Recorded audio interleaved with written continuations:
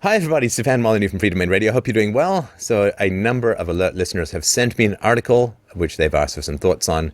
The article is entitled, Marx Was Right, 5 Correct Predictions About Modern Capitalism, by a fellow named Sean McElwee, who I guess is proving to us once more that one of the last good free marketers to come out of Scotland went by the name of Adam Smith.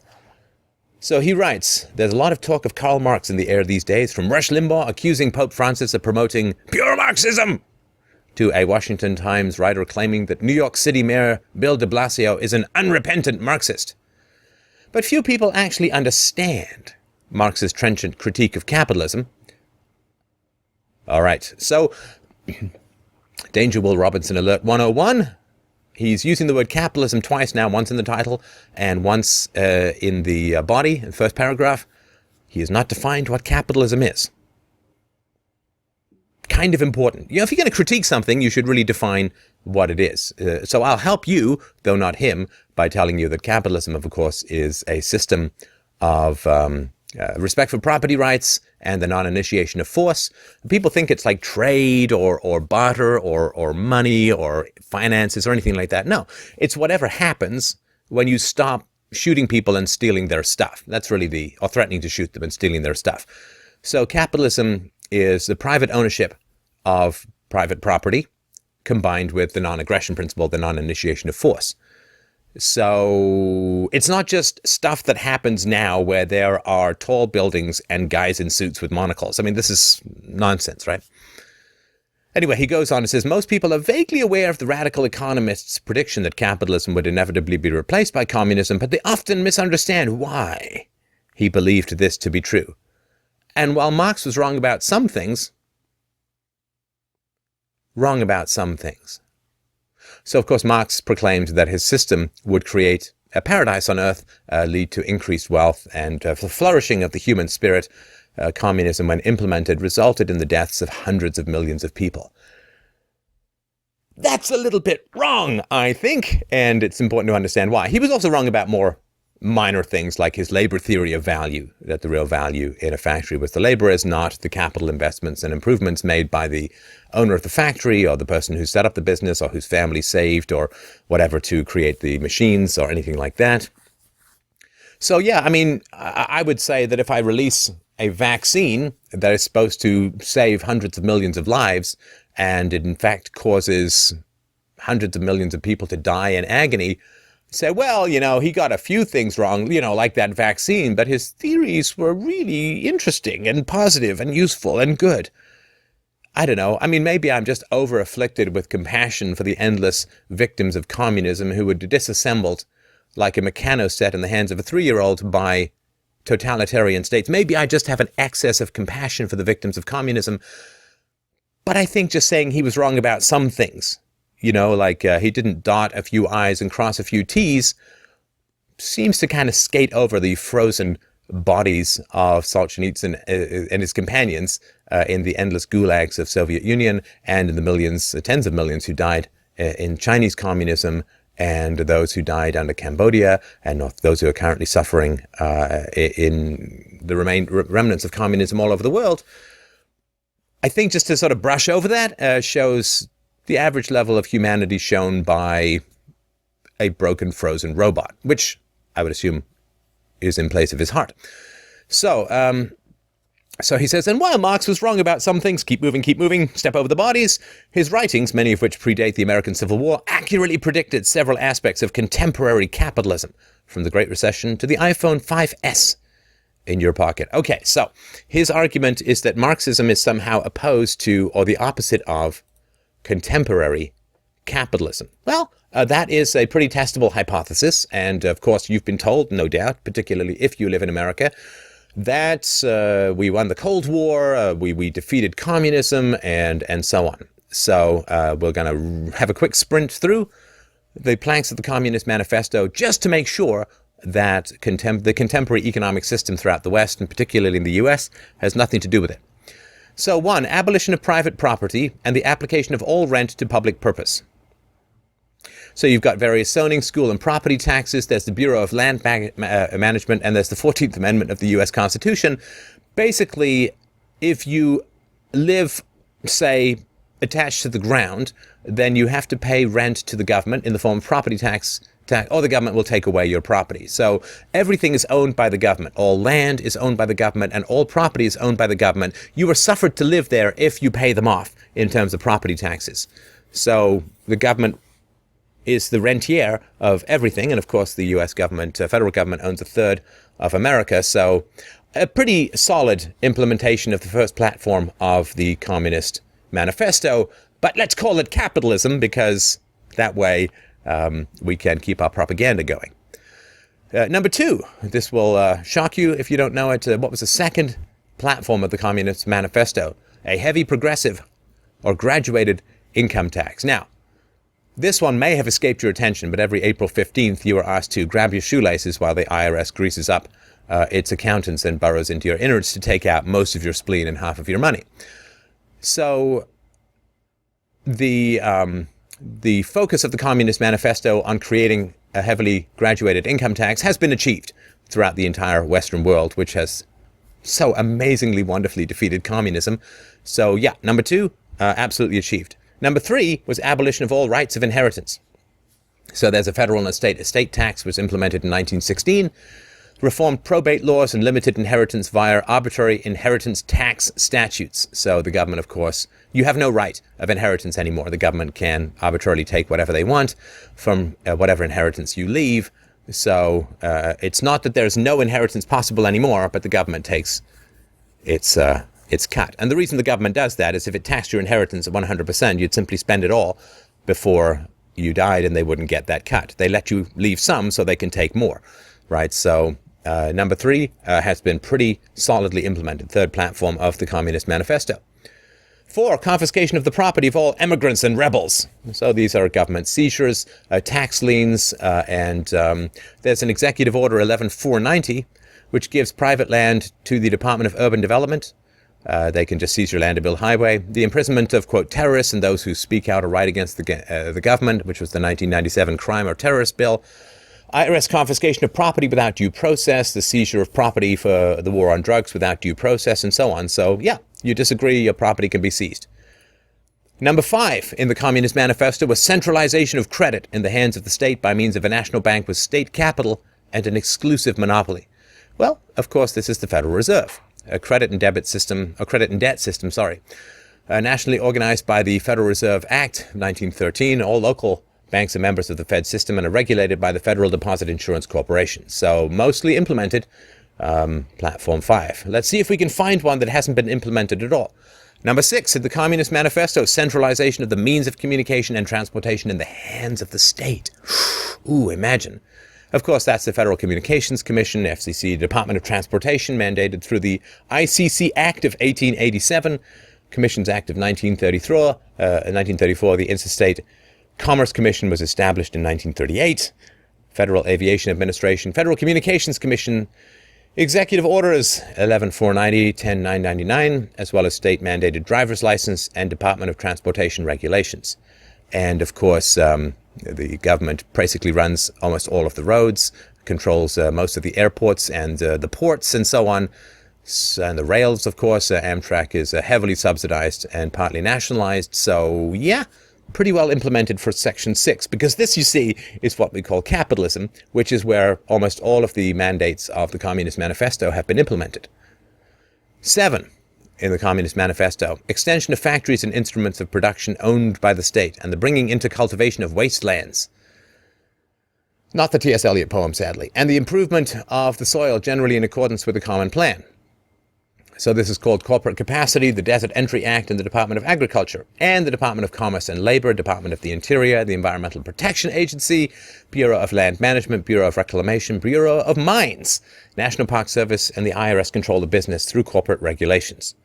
And of course, huge amounts of industries throughout the West have been nationalized, energy industries, water, so on, electricity, this has all been nationalized. Not all in the U.S., but throughout a lot of the West. So yeah, pretty well implemented. Number 8 in the Communist Manifesto, equal liability of all to labor, establishment of industrial armies, especially for agriculture. So this is the Social Security Administration and the Department of Labor.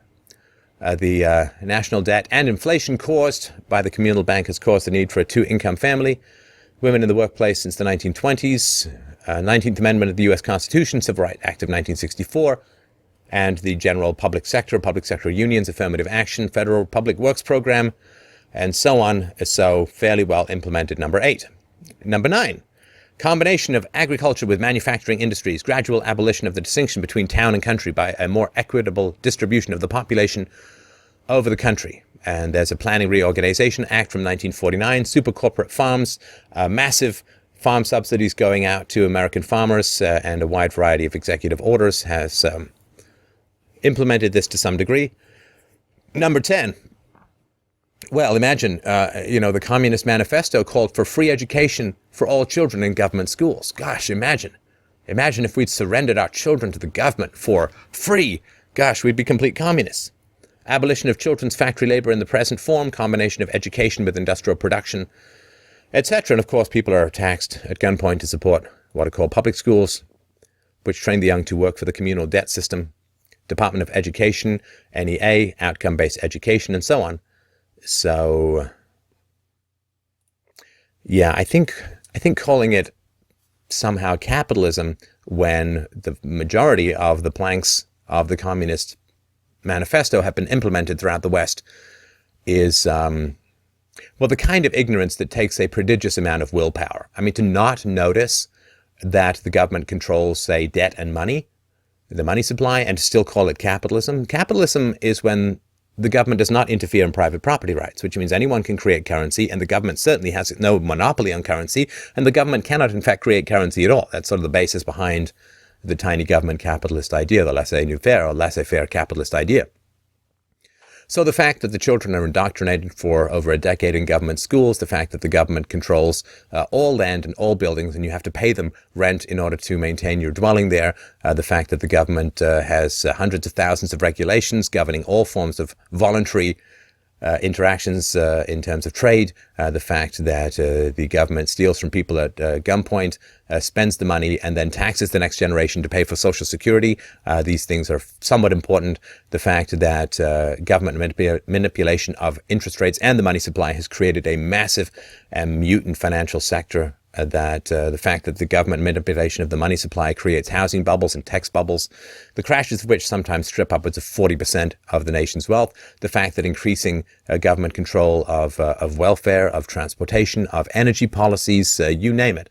The idea that this is somehow some flourishing, interference-free, coercive-free market capitalism requires a level of self-deception that borders on the psychotic, and in fact sails way past the sociopathic. So let's see what this deluded fellow has to say going forward.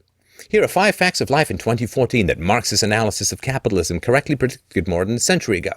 1. The Great Recession, capitalism's chaotic nature.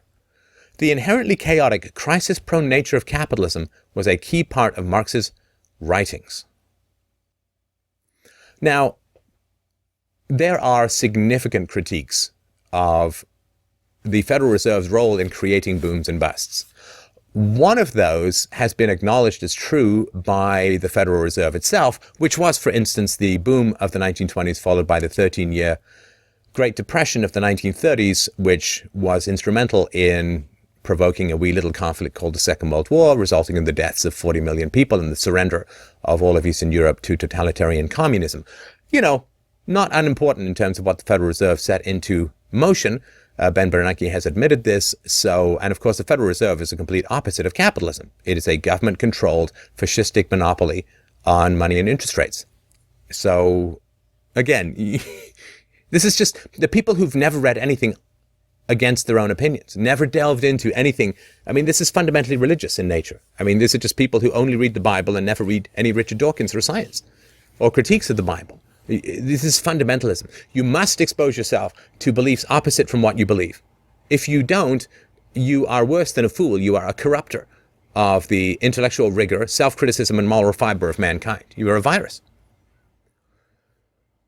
So, yes, there is creative destruction in the free market, but that occurs within specific industries due to specific innovations. Someone might invent some cool new way of building cars, but that doesn't affect the economy as a whole. When you want to look what affects the economy as a whole, you look for government policy, because that's the only it's the only agency which can coercively and directly affect everything that goes on in the market. When the government screws up money and interest rates, sending all the wrong signals to entrepreneurs, widely understood as a cause to the boom-bust cycle, it's nothing to do with the free market. It's the complete opposite of the free market.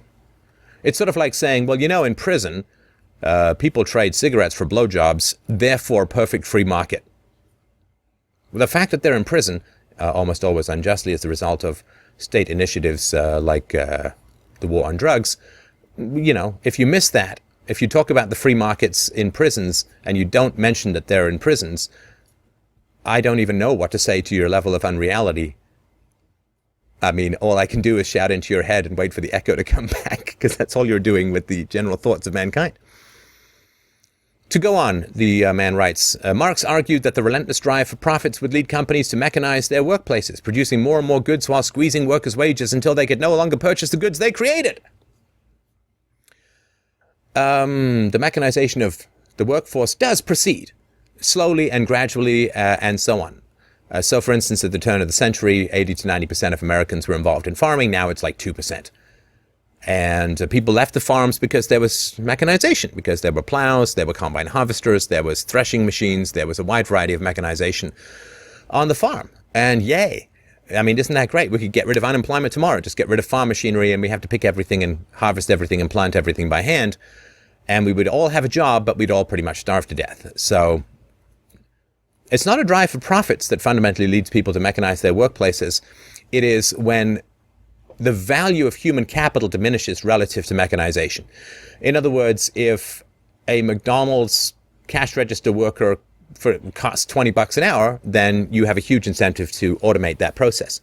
So what drives up that? Well, minimum wages drive it up, unionization drives it up, and inflation drives it up. And all of those are very important. And the fact that governments, after 12 years, produce people who have almost zero value economically, after 12 years of training, governments produce people who have almost zero value economically is horrendous and further drives automation. So, and of course, this sounds like, so I say, well, unions are bad. And there's nothing wrong with unions if they're voluntary. When they're coercive and monopolistic, then that is not obviously morally valid. It's evil, and it's against the non-initiation of force.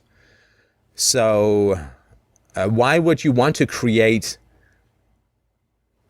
fire all your workers and then have no one to sell to? That would be a very bad business plan. It happens because governments distort the markets. So he goes on to say, sure enough, modern historical events from the Great Depression to the dot-com bubble can be traced back to what Marx termed fictitious capital, financial instruments like stocks and credit default swaps. So fictitious capital, would that be sort of like the Federal Reserve creating money out of nothing through a government-granted monopoly? Would it be forcing people to use Federal Reserve notes and shutting down or stealing all the gold or all of the other resources from people who are trying to create alternative currencies, a fascistic monopoly on the creation of currency? That, to me, would actually sound a little bit like fictitious capital. And anybody who talks about fictitious capital without mentioning the Federal Reserve is after your wallet. He says, we produce and produce until there is simply no one left to purchase our goods. No new markets, no new debts. The cycle is still playing out before our eyes. Broadly speaking, it's what made the housing market crash in 2008. Okay, this guy doesn't have a clue about anything. And when people say broadly speaking, it means I don't have any details to support it, but, let's just, trust me, we'll keep moving. The housing market crash in 2008 was a wide variety of government programs that fundamentally drove it. Right, the massive printing of money, and the restraining of interest rates, keeping interest rates artificially low, forcing banks through the Community Reinvestment Act to provide loans to people who didn't qualify, to minorities, to low-income people, and so on. And then the sudden, anyway, I get into all of this, and I've done tons of shows on the housing crash. But the idea that it's somehow innate to capitalism to continually and wildly misallocate capital is insane.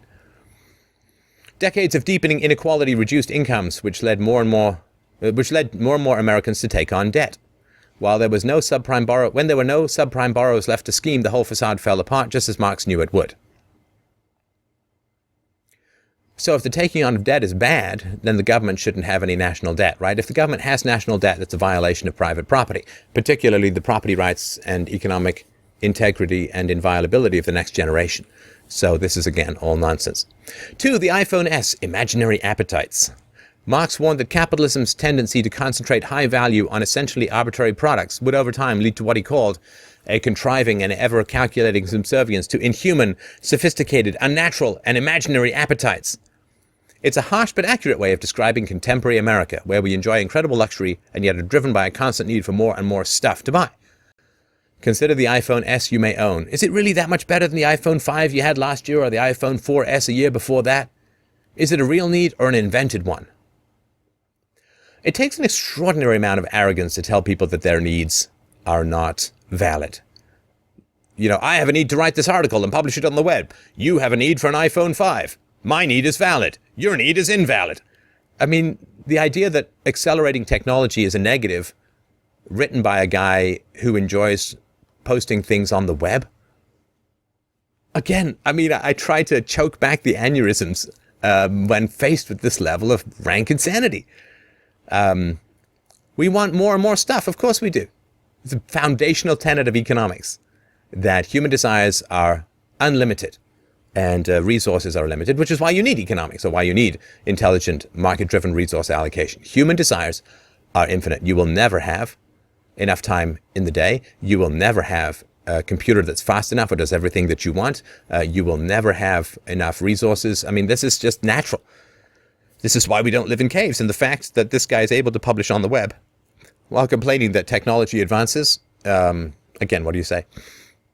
So he says, while Chinese families fall sick with cancer from our e-waste. Well, in China, you go to jail for 12 years for trying to form a union. That's a government problem, right? In China, they create massive artificial cities that nobody goes to live in. That's not the market that does that. That's the fascistic central totalitarian remnants of communist economic central planning. So the Chinese and Indian markets in particular have some elements of the free market, but are still largely centrally controlled and centrally planned, in particular because governments control the money.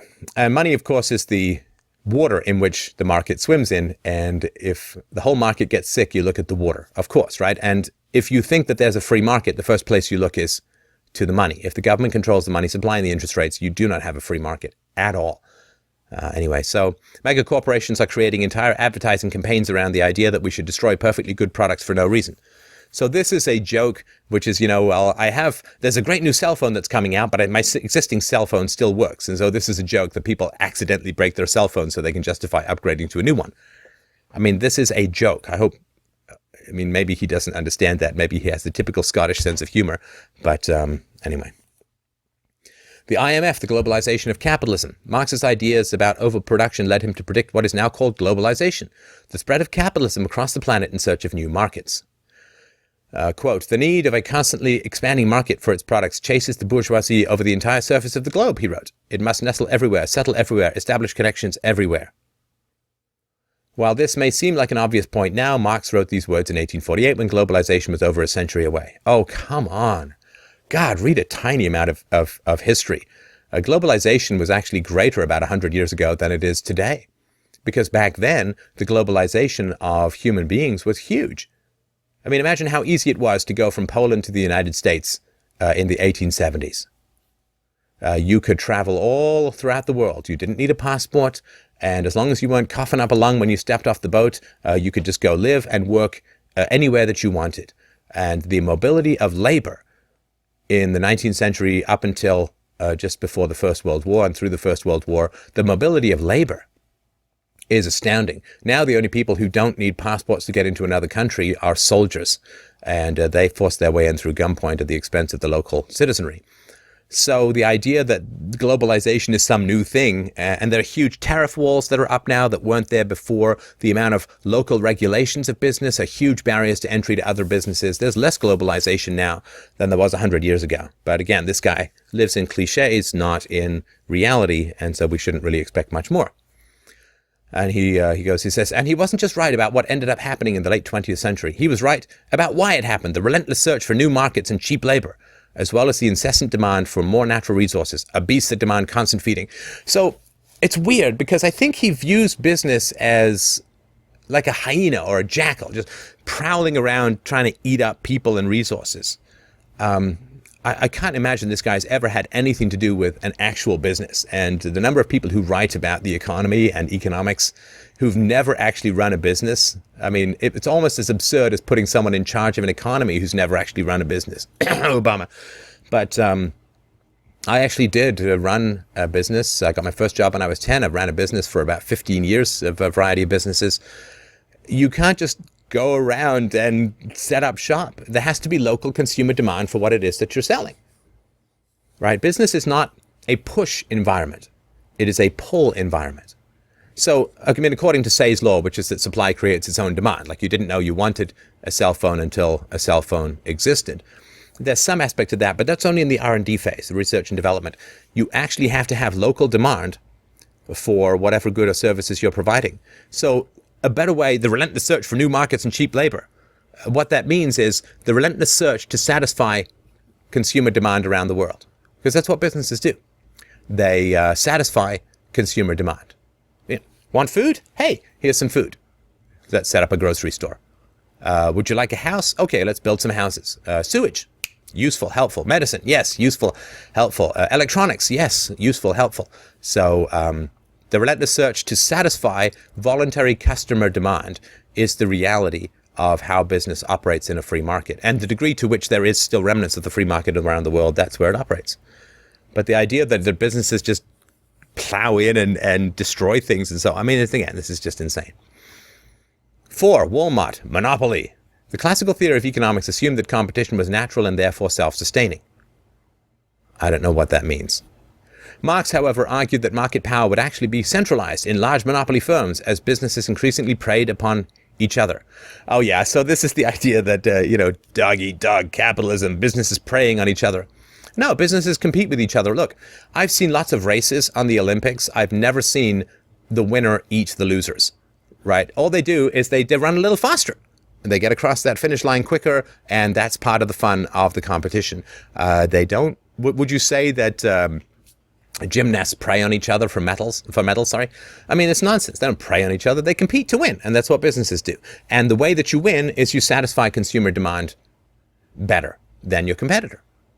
And satisfying consumer demand, satisfying consumer preferences, businesses movies don't prey on each other. They just attempt to satisfy whoever's going to buy a movie ticket more than the movie next door. But this metaphor that people use like it's somehow win-lose, I mean, it's silly, right? I mean, we all compete with each other. I mean, I'm reading this guy's article rather than reading someone else's article, so he has a monopoly of my attention on his article. Does that mean that I've somehow murdered his competitors or preyed upon? No, it's just nonsense. Anyway. This might have struck his 19th century readers as odd. As Richard Hofstadter writes, quote, Americans came to take it for granted that property would be widely diffused, that economic and political power would decentralized. I think he meant to say would be decentralized. It was only later in the 20th century that the trend Marx foresaw began to accelerate. Today, mom and pop shops have been replaced by monolithic big box stores like Walmart.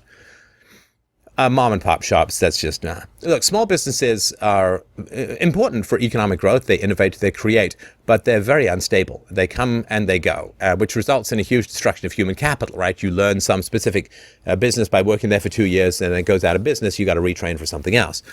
So small companies economically are very unstable and create and destroy jobs all the time. Larger companies tend to retain the value of human capital. Now, you might want to have a look at Econ Talk with Russ Roberts. There's a writer who got a job at Walmart and found that everybody there pretty much liked it. And Walmart offered you free training. They would even pay for you to train. There were kiosks that would allow you to take training and upgrade your skills to any time that you wanted. And there's this weird thing where it's like there are all of these nice little local stores, and then somehow, like this big, giant District 9 space Borg, Walmart comes in and squishes them. But this is not how it works. The customers in the neighborhood prefer Walmart to the mom and pop shops. Sorry, that's the way it is. And let me say that again. It's really important to understand. Walmart can't make any money if people prefer the other stores, right? So Walmart has to go in where people want to shop at Walmart. And the fact that Walmart more satisfies people than mom and pop shops is good. And also we should recognize it's pretty environmentally friendly. So rather than having to go to 3 or 4 different stores driving each way each time, you just go to Walmart and you pick up everything you need. Rather than having to do price comparisons on the smaller stores, Walmart is incredibly aggressive on price. So you save all that time from having to go shop around, look online, compare store prices and so on. You go to Walmart, it's just cheaper. So it's environmentally friendly and it saves people a lot of time to go to Walmart. Walmart is so hard on their negotiations, they've been credited with reducing inflation by upwards of a full percentage point in the entire US economy. So it saves people a lot of time, energy, and resources to go to Walmart. They prefer it to the mom and pop shops. So you may get upset with people's choices, but you can't blame manifestations of people's choices you can't blame that manifestation. I mean, you may not like Justin Bieber's music, but a lot of people do. To damn Justin Bieber and his prevalence is to damn everyone who has those choices. He's just a manifestation. It's like saying this statue is beautiful, but its shadow is ugly. I mean, it doesn't make any sense. These are just choices that people make. Small community banks have been replaced by global banks like JP Morgan Chase. Well, of course they have. Because when you're a big bank, you can give a lot of money to a political candidate and you can get $700 billion in bailouts. Small banks can't. I mean, obviously, the massive amount of too big to fail and massive amounts of subsidies that go to giant financial institutions has resulted in massive mergers of those financial institutions so that they are deemed now too big to fail and can be guaranteed or virtually guaranteed bailouts should they run into trouble. So investors want to invest in those banks that are too big to fail. So this is the result of the government forcing taxpayers to bail out banks. It's not a result of the free market, for God's sakes. Think for a second before you type. Small farmers have been replaced by the likes of Archer Daniels Midland. Of course, because the vast majority of government subsidies for farms go to the larger corporations. Of course, because the larger corporations can give more money to political candidates. They can buy the levers of political power much more so than small farmers can. So, again, all you're talking about is the effects of government policy, which is antithetical to the free market. Right? The initiation of force to violate property rights is the antithesis of the free market. The tech world, too, is already becoming centralized, with big corporations sucking up startups as fast as they can. Sucking up startups. They want to sell to the big corporations, right? I mean, I was involved in the sale of a tech company. We were pretty happy to do that. And of course, big corporations, why do they do so well in the remnants of the free market? Because they get this wonderful monopoly called intellectual property, patents, copyrights. These are all violations of rational property rights. Intellectual property allows you to command what everyone else in the whole world can do with their own property. That is not rational. That is not moral. That is not just. That is not right. It's never been part of the free market. It always has to be enforced by the state. And big companies, they can afford the legions of lawyers to fight off copyright infringements and intellectual property and patent problems and patent trolls and all of that. So, of course, you've got this screwed up system of patents and copyrights and all of that sort of stuff. And so naturally, you have to centralization of economic power in larger and larger institutions. Of course, we just get rid of that stuff, which has nothing to do with the free market, and problem is solved.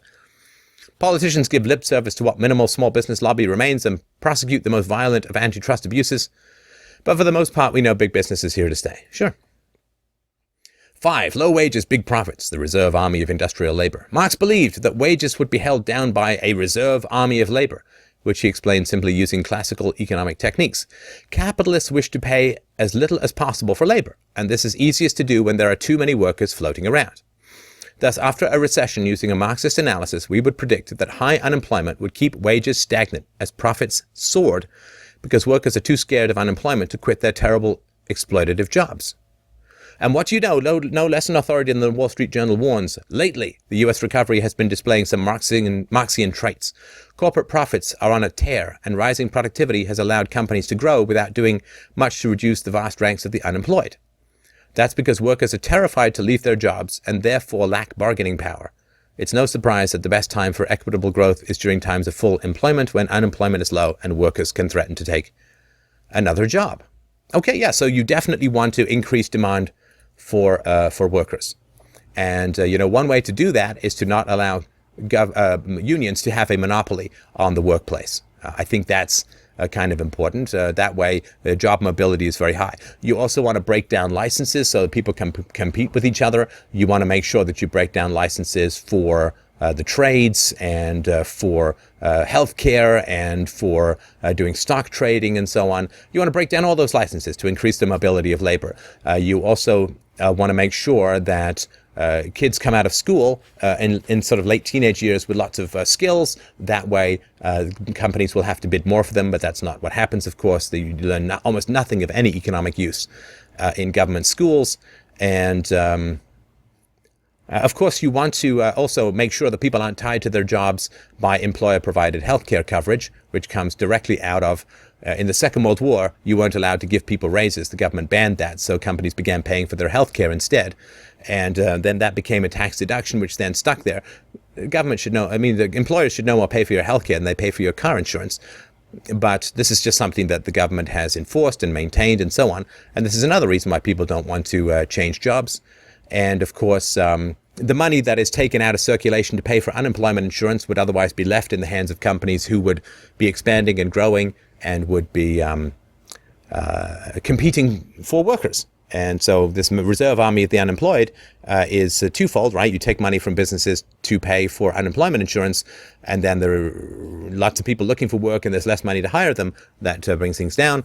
If you raise the costs of labor, then you are going to reduce the demand for workers. So when you add on social security taxes and tariffs, and you add on various employment statutes in France, it's virtually impossible to fire people.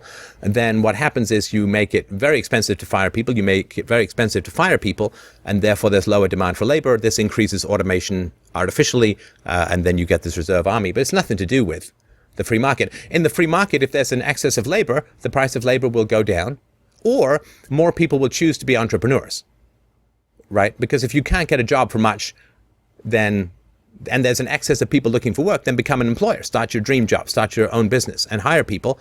But that's not really allowed in the modern economy because of the government.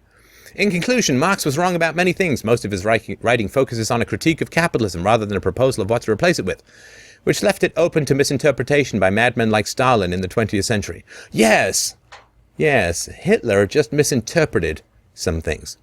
But his work still shapes our world in positive ways as well. Well, when he argued for a progressive income tax in the Communist Manifesto, no country had one. Now, there is scarcely a country without a progressive income tax. And it's one small way that the U.S. tries to fight income inequality. I don't think that the income tax in the United States is a small way to fight income inequality, and the reality is it does not fight income inequality. Since the 1960s, really since the 1930s under FDR's New Deal, but under Lyndon Johnson's Great Society programs of the 1960s, the U.S. government has had as its explicit goal the reduction of income inequality, and income inequality has risen because force achieves the opposite of what you claim it is supposed to do. Marx's moral critique of capitalism and his keen insights into its inner workings and historical context are still worth paying attention to. As Robert L. Heinbroner writes, we turn to Marx, therefore, not because he is infallible, but because he is inescapable. Today, in a world of both unheard-of wealth and abject poverty, where the richest 85 people have more wealth than the poorest 3 billion, the famous cry, workers of the world, unite, you have nothing to lose but your chains, has yet to lose its potency. Well, the reality, of course, is that governments are larger and more powerful than they've ever been at the expense of the free market.